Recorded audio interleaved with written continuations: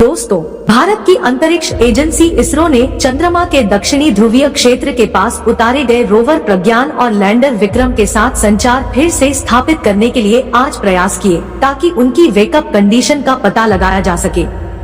Rover और lander को sleep mode में डाल दिया गया था।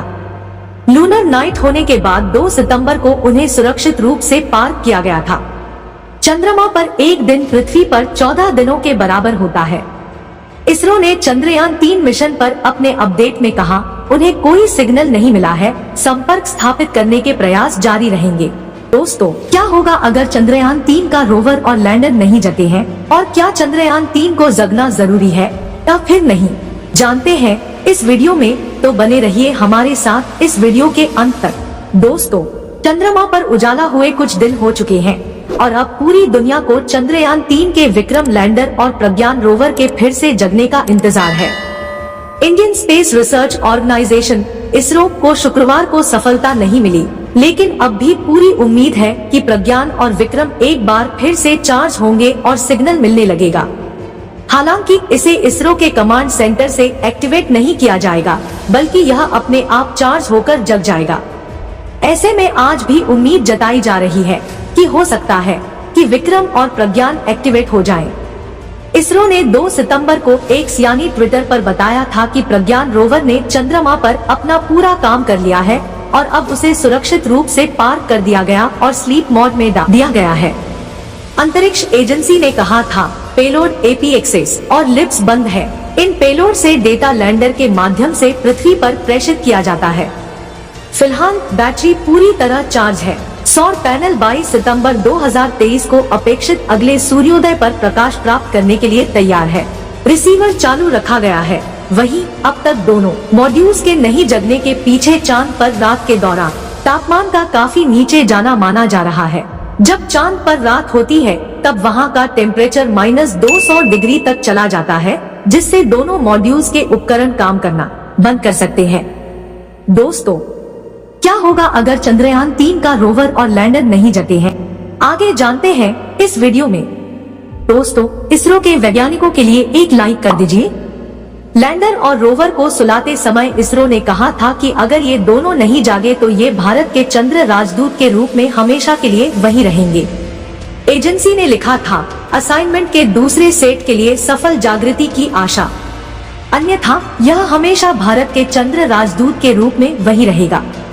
वहीं जब पिछले दिनों चांद पर सुबह हुई तो 22 सितंबर को इसरो ने रोवर और लैंडर से संपर्क स्थापित करने की कोशिश की, लेकिन सफलता नहीं मिली।